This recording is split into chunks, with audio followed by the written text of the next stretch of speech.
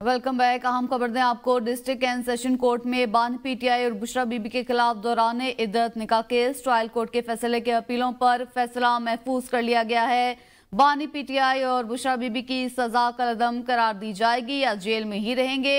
Additional session जज आज 3 बजे महफूज फैसला सुनाएंगे।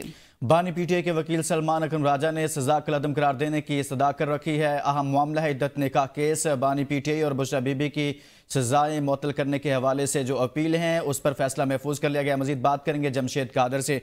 जमशेद, कहिएगा, फैसला महफूज कर लिया गया? जी बिल्कुल, ट्रायल कोर्ट की जानिब से बानी पीटीआई और बुशरा बीबी को 7-7 साल कैद की सजा सुनाई गई थी, जिसके खिलाफ बानी पीटीआई ने और बुशरा बीबी ने अपीलेट कोर्ट से रजू किया था और अपीलें दायर की थी। इससे कबल भी फैसला महफूज हो गया था, जो जिस पर समाअत कर रहे थे सेशन जज शाहरुख अर्जमन अपीलों पर समाअत कर रहे थे और आखिरी दिन शाहरुख अर्जमन ने वो केस ट्रांसफर करने के लिए सवाल हाईकोर्ट को लिखा था। उसके बाद दोबारा एडिशनल सेशन जज अफजल मजोका ने इन अपीलों पर समाअत की है। आज समाअत मुकम्मल हो गई है। बानी पीटीआई की जानिब से सलमान अकरम राजा ने दलाइल दिए।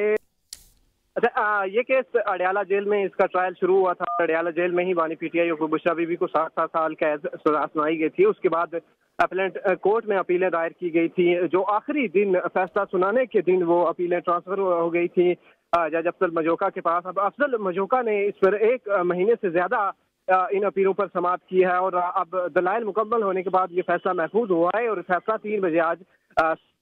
अगर इसमें बात करें तो जो आज की समाअत हुई है उसमें अकरम राजा ने अपना जवाब दिया है। उसमें ये इस्तदा किया है कि जितने भी दलाइल खबर मानिका के वकील की जानिब से दिए गए हैं वो इससे मुतल्लक नहीं रखते, ये मुताबिकत नहीं रखते।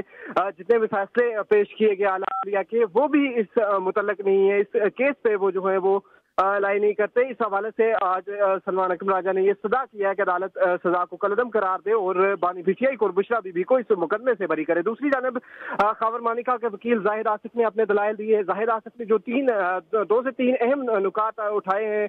जाहिद आसिफ की जानिब से आज 2 ऑफर्स भी करवाई गई हैं कि अगर बानी पीटीआई और बुशरा बीबी के वकला का ये शिकवा था कि उन्हें ट्रायल के दौरान जो अजाफी सबूत और गवाह पेश करने की इजाजत नहीं दी थी, अगर आज वो यहाँ पे जो अजाफी सबूत हैं और अजाफी गवाह हैं वो पेश करना चाहते हैं, वो इजाफी गवाह पेश करना चाहते थे। बहुत शुक्रिया जमशेद कादर इस हवाले से आगाह कर रहे थे।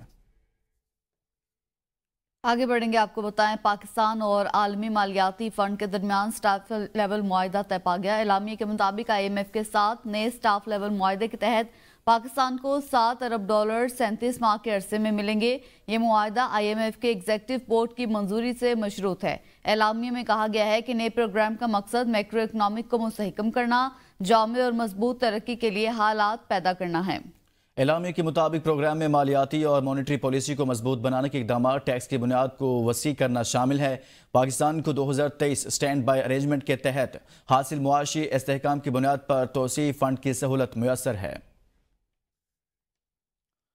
IMF से तय पाने वाले स्टाफ लेवल मुआहदे के बाद विफाकी वजीर खजाना सेनेटर मोहम्मद औरंगजेब का बयान सामने आ गया। पाकिस्तान और IMF के दरमियान कर्ज प्रोग्राम के लिए स्टाफ लेवल मुआहदा तय पा गया है, जिसके मुताबिक IMF पाकिस्तान को 37 माह के दौरान $7 अरब कर्ज देगा। स्टाफ लेवल मुआहदे की हतमी मंजूरी IMF का एग्जीक्यूटिव बोर्ड देगा।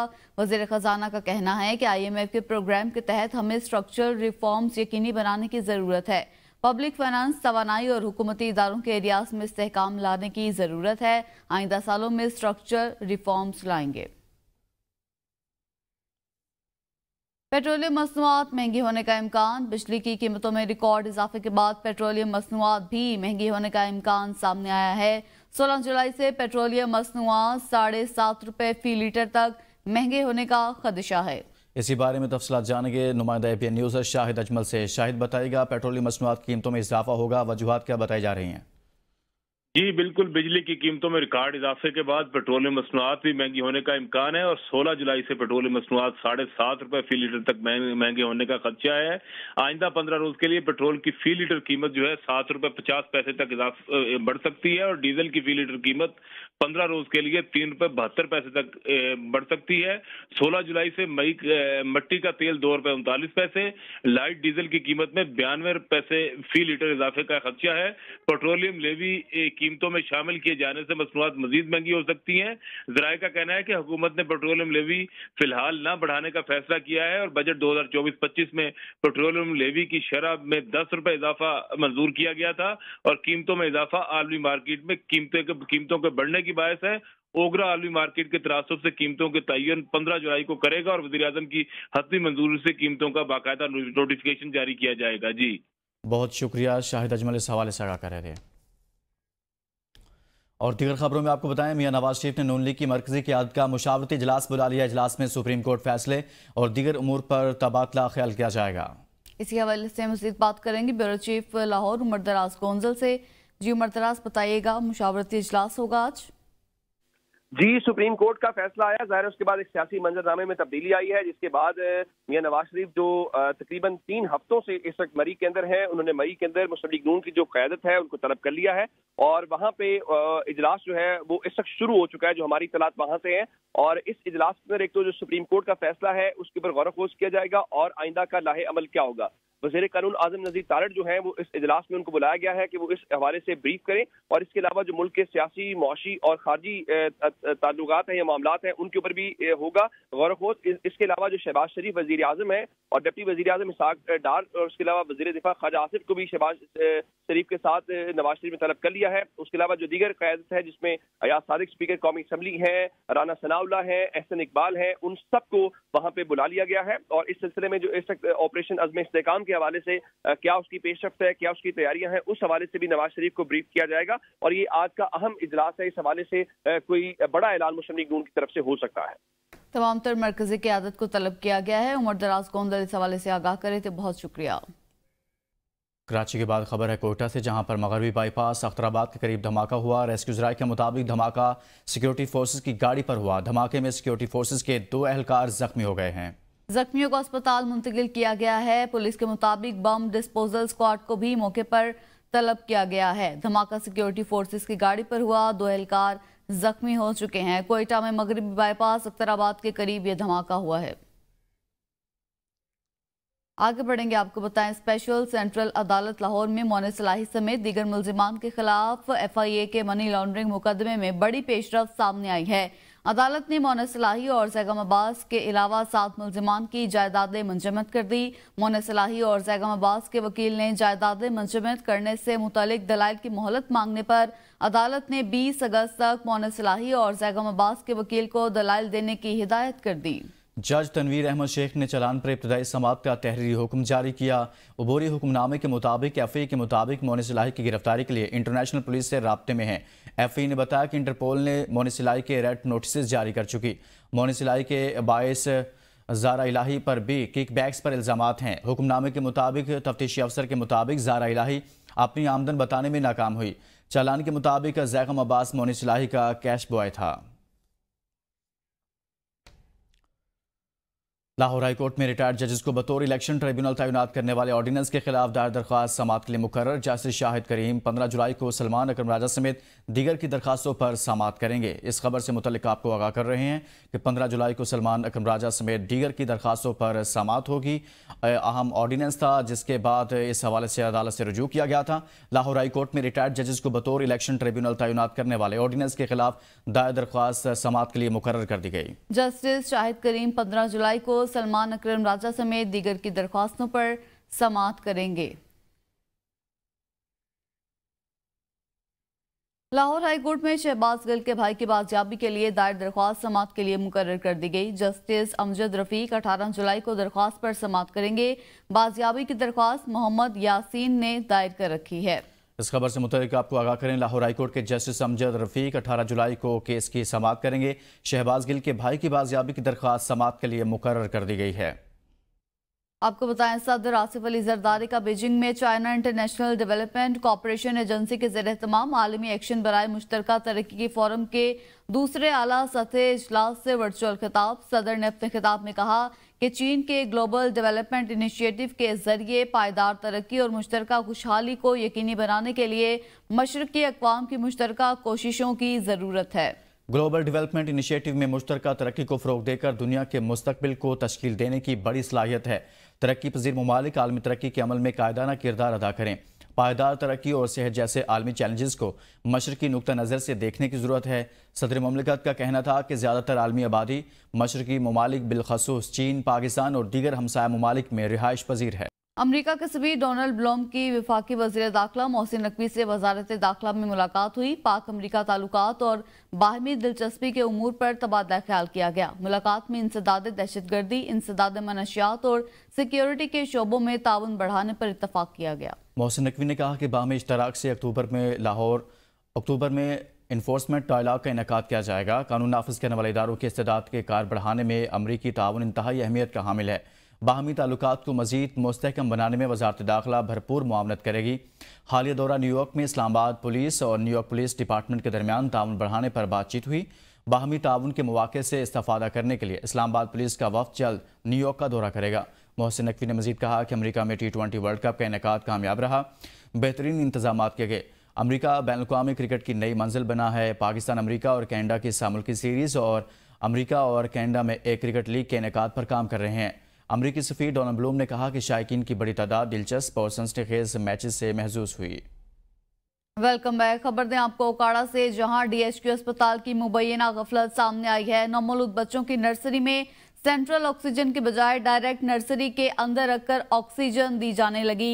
तकरीबन 1 माह कबल साहिवाल अस्पताल में ऐसी ही लापरवाही से एक सानया रूनमा हो चुका है, जिसमें बच्चे जान की बाजी हार चुके। नर्सरी में सिलेंडर रखे जाने की तस्वीर सोशल मीडिया पर वायरल हो गई है। इसी पर मजीद बात करेंगे। AD साबर ओकाड़ा से हमारे नुमाइंदा हमारे साथ मौजूद हैं। जी मजीद बताइएगा। हाँ जी बिल्कुल, ओकाड़ा DHQ अस्पताल और जिलाई इंतजामिया की गफलत सामने आई है, जिसमें नौमौलूद बच्चों की हसास नर्सरी वार्ड में बच्चों को ऑक्सीजन की फराहमी के लिए सेंट्रल ऑक्सीजन सिस्टम बंद होने की वजह से, उसकी बेहतर कारकर्दगी ना होने की वजह से नर्सरी के अंदर सिलेंडर रखकर बच्चों को डायरेक्ट ऑक्सीजन दी जा रही है। अगर इस पर बात करें तो कुछ ही अर्सा पहले साहिवाल में एक वाकया रूनुमा हो चुका है, जिसमें बच्चे अपनी जान की बाजी हार चुके हैं, इसी तरह नर्सरी में सिलेंडर लीक होने की वजह से। तो इस हवाले से हमारी जब सदर YDA डॉक्टर माविया से बात हुई तो उनका भी यही कहना था कि ये इंतजामिया की गफलत है। रिवैम्पिंग वगैरह के काम तो करवा रहे हैं, जहां पे बजट बेजा लगाए जा रहे हैं, लेकिन जहां पर जरूरत है वहां पर इंतजामिया काम नहीं करवा रही। तो उनका भी यही करवा रही। बहुत शुक्रिया। AD साहब ओकाड़ा से बता रहे थे। खबरों के सिलसिले को आगे बढ़ाएं। आपको बताएं, न्यू मरी और इसके गिरदोनवा में तेंदुए ने आबादी में दाखिल होकर तबाही मचा दी। 2 दिन कबल चारहान गुलहड़ा के मकाम पर एक गाय और बकरी को जख्मी कर दिया। आज मोड़ा सैदा में शहरी की कीमती लाखों रुपए की गाय को चीर फाड़ दिया। मुतासिरीन के मुताबिक वाइल्ड लाइफ के अमले को इत्तला देने के बावजूद कोई रोकथाम ना हो सकी। न्यू मरी से खबर है, जहां पर मोड़ा सईदा में तेंदुए के हमले से गाय हलाक। मुतासिरीन का वाइल्ड लाइफ हुकाम से बर वक्त कार्रवाई का मुतालबा सामने आया है। इससे पहले भी ऐसे वाकयात रूनुमा होते हैं। न्यू मरी और गिरदुनवा में तेंदुए ने आबादी में तबाही मचा दी। वज़ीर इत्तलात पंजाब अज़मा बुखारी ने कहा है कि PTI ने नशिस्तें मांगी ही नहीं थी। सुन्नी तहरीक ने खुद तस्लीम किया उसने इलेक्शन नहीं लड़ा। सवाल यह है कि एक पार्टी के लिए इतना प्यार क्यों? फैसला 8-5 से आएगा तो सोशल मीडिया पर कैसे पता चल गया? बाखबर सहाफ़ी किसके साथ मुंसलिक रहे? जजेस चाहते तो सुन्नी तहरीक के बजाय हमसाया मुल्क बांग्लादेश या भारत को सीटें दे देते। आईनी फ्लोर क्रॉसिंग का रास्ता बनाया गया। स्क्रूटनी लिस्टों का वक्त होता है। सुप्रीम कोर्ट के फैसले के बाद इलेक्शन कमीशन किस कानून के तहत काम करेगा? पनामा के फैसले से आज तक मुल्क मुस्तहकम नहीं हो सका। कौमें गलतियों से सीखती हैं। नजरिया ज़रूरत हमेशा कौमों को नुकसान पहुंचाता है। पढ़ते हैं उनकी मेयर, उसकी पार्टी ने ना वो रिलीफ मांगा, ना उन्होंने इस बारे में कोई गुजारिश की। तो सर प्यार मोहब्बत की कल अखीर हो गई है। इस्लामाबाद जो ये सुप्रीम कोर्ट के अंदर इतनी प्यार मोहब्बत की बारिश हुई, पर उसके अंदर पर बहुत सारे सवालात उठते हैं कि ये प्यार मोहब्बत आखिर एक ही पार्टी से, एक ही शख्स से बार बार क्यों? और फिर मज़े की बात यह है कि वो तमाम टेक्निकल गलतियां जो तहरीक इंसाफ ने अपने इंट्रा पार्टी इलेक्शन से लेकर आज तक की थी, जो वकीलों को दुरुस्त करनी चाहिए थी। उनका दिल चाहता तो किसी हमसाया मुल्क को दे देते। देखे ना जी, मतलब आज़ाद बाइख्तियार अदलिया है हमारी, और उनके फैसले जो हैं वो मतलब फैसले होते हैं, मानने पड़ते हैं, उनकी मेहरबानी है। बांग्लादेश को दे देते, इंडिया को दे देते, किसी को भी दे देते। इलेक्शन कमीशन को जो हदायत दी गई हैं, मुझे कोई बताएगा कि इलेक्शन एक्ट की कौन सी शिकों के तहत अब इलेक्शन कमीशन ये काम करेगा। पीटीआई कल भी सियासी जमात थी, पीटीआई आज भी सियासी जमात है। पता नहीं किसके दिलों में, किसके घरों में। वो 63A के फैसले से आज तक जो है वो इस इलेक्शन से पहले तक पंजाब में स्टेबिलिटी नहीं आ सकी थी। हमेशा अदलिया के पास, मैं हमेशा कहती हूँ कि अदलिया और डॉक्टर्स, इनके पास गलती की गुंजाइश नहीं होती, बाकी तमाम गलतियां दुरुस्त की जा सकती हैं। मशीर इत्तलात खैबर पख्तूनख्वा बैरिस्टर सैफ ने कहा है कि मखसूस नशिस्तों के हवाले से तारीखी फतह का क्रेडिट वज़ीर आला को जाता है। इलेक्शन कमीशन के गैर आईनी इक़दामात का रास्ता सबसे पहले अली अमीन गंडापुर ने रोका था। अली अमीन गंडापुर ने खैबर पख्तूनख्वा में मखसूस नशिस्तों पर हल्फ नहीं लेने दिया। सुप्रीम कोर्ट के तारीखी फैसले ने अली अमीन गंडापुर के मौक़िफ़ पर मोहर तस्दीक सब्त की और इलेक्शन कमीशन के फैसले को गैर आईनी करार दे दिया। जाली हुकूमत के खात्मे और बानी पीटीआई की रहाई तहरीक भी अली अमीन गंडापुर खैबर पख्तूनख्वा से ही लीड करेंगे। इस तमाम फैसले में जितने भी अवामिल कार फरमा थे, उसमें खैबर पख्तूनख्वा के वज़ीर आला अली अमीन गंडापुर साहब का किरदार बहुत अहम है। उन्हीं का किरदार था, उन्हीं की कोशिशें थी जिसके नतीजे में ये सारे अमल को तक़वियत मिली। और ये फ़ैसला जो आज आया, इसमें बुनियादी तौर पर वो तमाम फ़ैसले कार फरमा थे जो उन्होंने इलेक्शन कमीशन के हवाले से और मखसूस नशिस्तों के हवाले से खैबर पख्तूनख्वा में लिए कि वो लोग जो इलेक्शन कमीशन के फ़ैसले के तहत गैर आइनी तौर पर मखसूस नशिस्तों पर इलेक्ट होने वाले थे, उनकी हल्फ बर्दारी की जो आइनी तकाज़ा था उसको रोक दिया। और बावजूद अच्छे खासे प्रेशर के उन्होंने ये प्रेशर बर्दाश्त किया।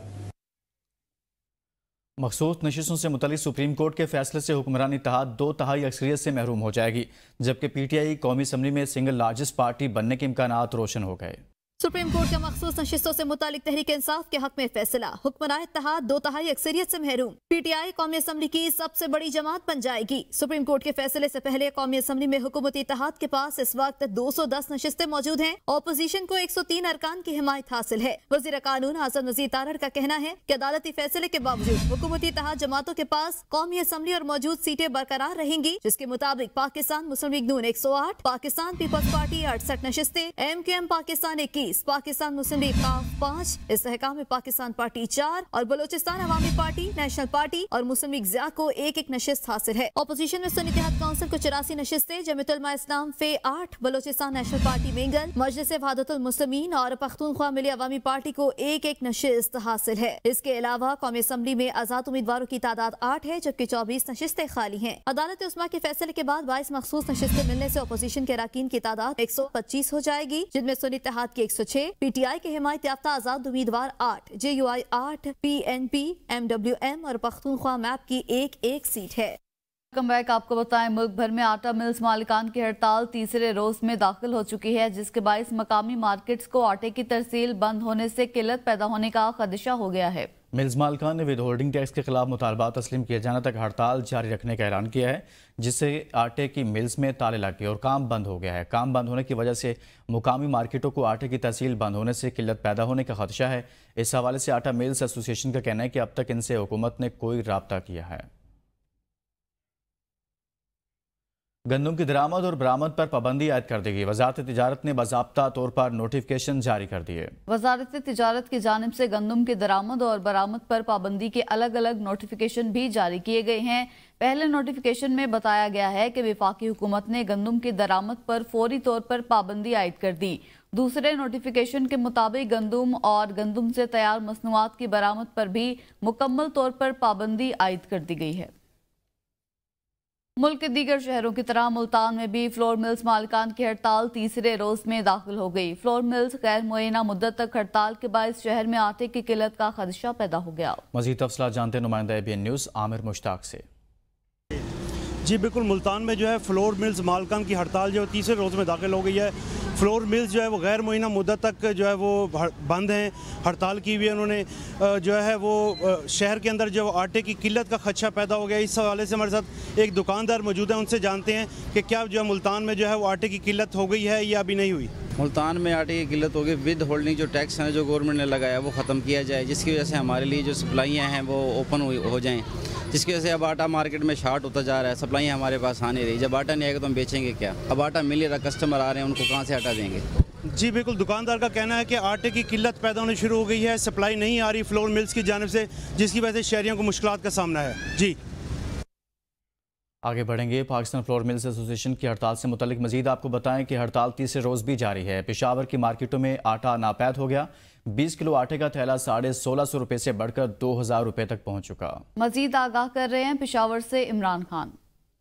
जी बिल्कुल, मुल्क भर में आटा मिल मालिकान की जानिब से हड़ताल जारी है। हड़ताल की वजह से पेशावर की मार्केट में भी आटे की कमी का सामना करना पड़ रहा है, जिसकी वजह से आटे की कीमतों में इजाफा भी हुआ है। मार्केट में 20 किलो तेल जो है वो 2000 रुपये तक फरोख्त की जा रही है। इस हवाले से बात करेंगे आटा डीलर से और शहरियों से कि उनका क्या कहना है। तो हुकूमत ने हमारे दुकानदारों पर भी विद होल्डिंग टैक्स लगाया हुआ है और फ्लोर मिलों पर भी लगाया हुआ है।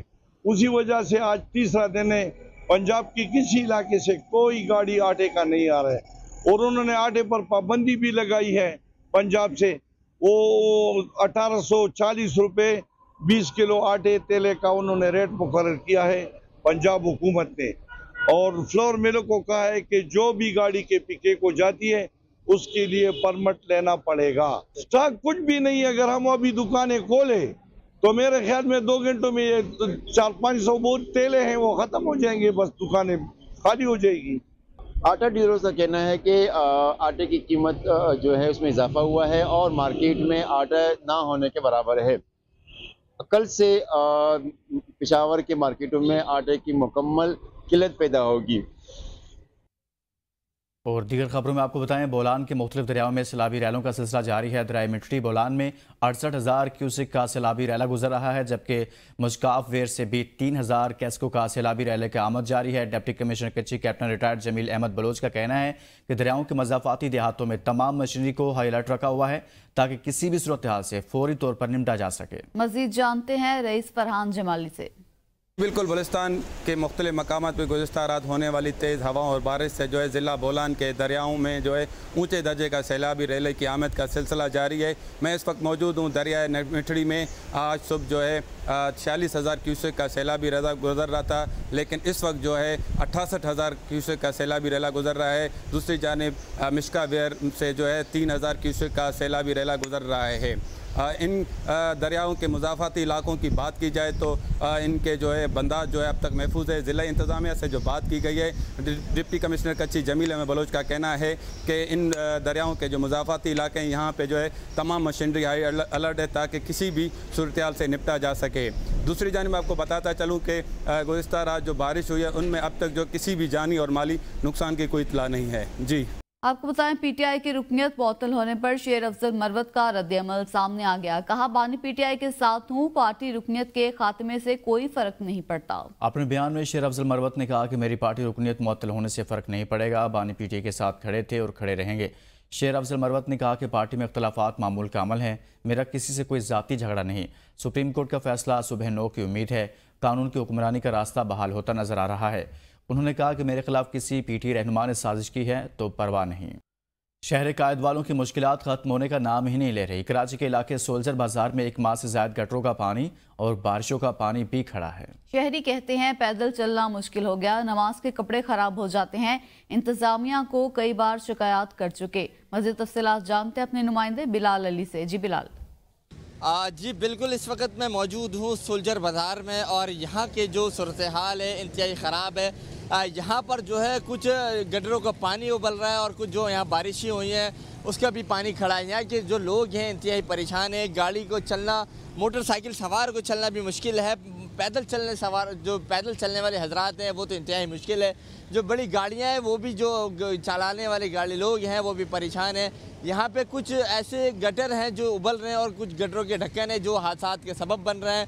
और मेरे कैमरामैन को दिखाई, ये गटर, उसके गटर के ढक्कन तो इसमें लगे हुए हैं, लेकिन इसका गटर का जो पानी है वो भी निकल रहा है। और बीच में ऐसी बहुत सारे गटर हैं जो जिसमें गटरों के ढक्कन नहीं है, जो हादसात के सबब बन रहे हैं। यहाँ के शहरी हैं वो इंतहाई परेशान हैं। उनसे पूछते हैं कितना टाइम हो गया। एक महीने से ऊपर का टाइम हो चुका है यहाँ पर, और बहुत सारा पानी है, गटर भी है, बारिश का भी पानी आता है और गटरें भी खुली है। शहरियों को बहुत परेशानी हो रही है और बेचारे शहरियाँ फुटपाथ से बाइकें चला के बहुत परेशानियाँ होती है, और यहाँ पर एक बाइक वाला गिर भी चुका है। आज बिल्कुल शहरियों का कहना है कि यहाँ पर जो है गटर के जो ढक्कन खुले हैं वो हादसात का सबब बने हुए हैं। जो लोग हैं वो परेशान है, कहते हैं कि जो नमाजी हैं वो भी परेशान है, क्योंकि जो इसकी छींटें हैं वो कपड़ों पे आ जाती हैं, उससे उनकी जो नमाज के कपड़े हैं वो ख़राब हो जाते हैं। जी, और इसी के साथ ही न्यूज़ स्टूडियो से अब तक के लिए इतना ही। देखते रहिए ABN न्यूज़, कौम की सोच।